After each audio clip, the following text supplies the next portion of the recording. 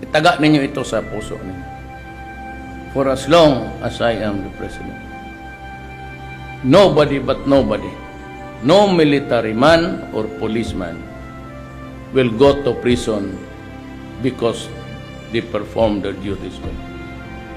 Ako ang mapakulong sa Pilipinas, Duterte pa rin ang tunay na nagmamahal sa atin.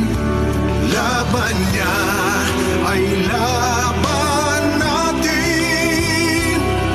Pilipinas, Duterte pa rin. Tatay, di ko hindi ka nag-iisa. Milyon-milyong puso ang kasama.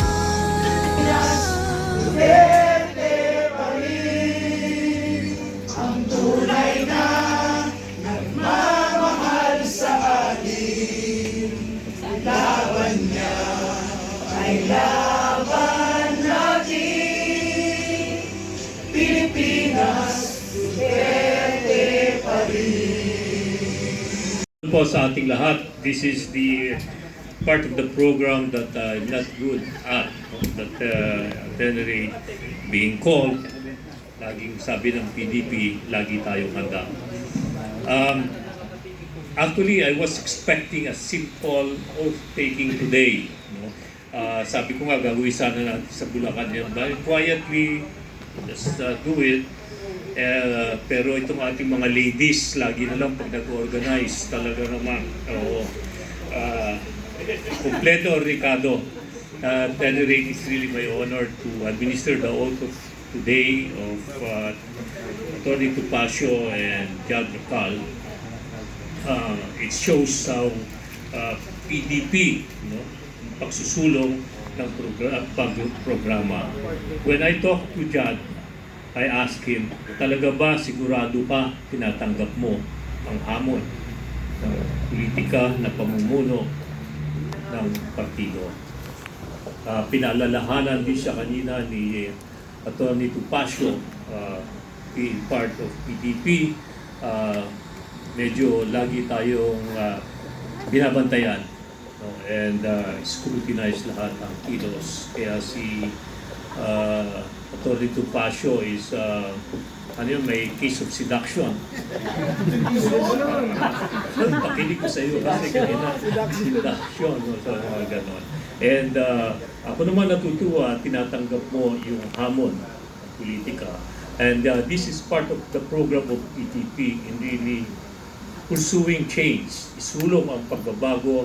Kita natin na batang-bata ang ating Pangulo ngayon ng PDP Bulacan.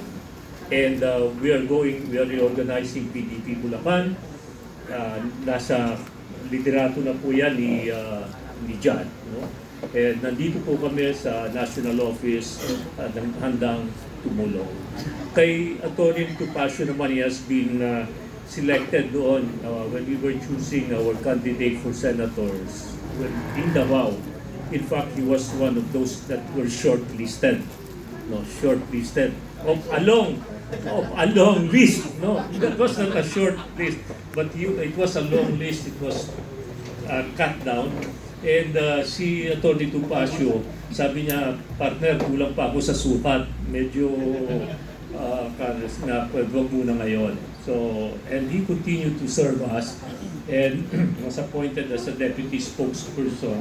And laging handa rin. Natutuwa naman ako. So nakikita natin ang pagbabago within also PDP. And our effort here, yan ang preparasyon natin sa 2028. No? And hindi na natin ikupan yun. Preparasyon na natin sa 2028. Hindi ko madidiscuss sa inyo the other plans. But this is preparing the new set of leaders that will lead the country, you know. Sana yung si pangako ni John, no, when his idealism, yung pagiging sabi mo nga na bata, negosyante, paglilingkod, sana huwag magbago ang kulay, no, ng iyong paniniwala, prinsipyo, no? Sa well, you're pursuing a new career in politics, hindi magbago yung iyong ang iyong perspective, no? Kasi karamihan sa mga naging politika, dami ko na nakausap. Papasok, kandidato, pagkatapos, parang ano ba yung nagbabago agad ang kulay? Oo, parang ganun pagbago agad ang kulay, you know? Yung mga tao hindi dati-rati, sabi nga, ako galing sa mahirap, pero pagka nanalo na ako, hindi na ako madapuan ng langaw. No, parang ano ba nangyari? And hindi na ako makapagbuhat. Dati-rati, nagtataksi, naglalakad. Ngayon, naka-bulletproof pa. Ano ba nangyari? Diba? So, I hope hindi magbabago yung iyong prinsipyo, pananaw sa paglilingkod while you are pursuing your new career in politics. So, pinabati ko yung mga taga-Bulacan na nandito, nakasama ni John, yung kasama niya sa foundation. I hope that kahit wala pang, hindi lang gagawin yung pagtulong sa tao pagka kung kailan lang eleksyon. No? Pero nakita ko, nandun kayo sa Cebu. We were there and I just noticed that you were in Cebu giving help.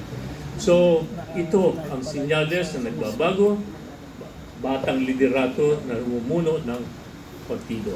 So, welcome, John, and kay Atty. Topacio, I hope that kahit na meron na siyang mga kasong hinaharap, he will continue his passion in serving the party. Good afternoon sa ating lahat. Salamat. Photo opportunity. Sans rate.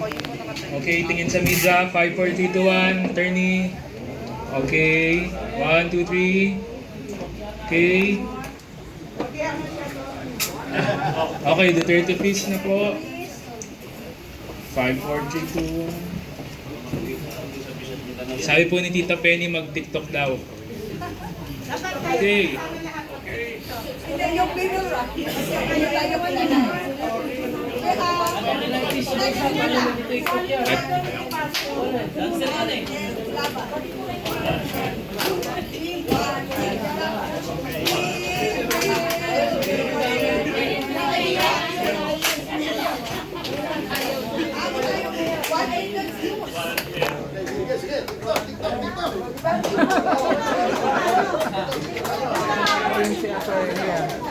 Ay, sorry. Nakarecord.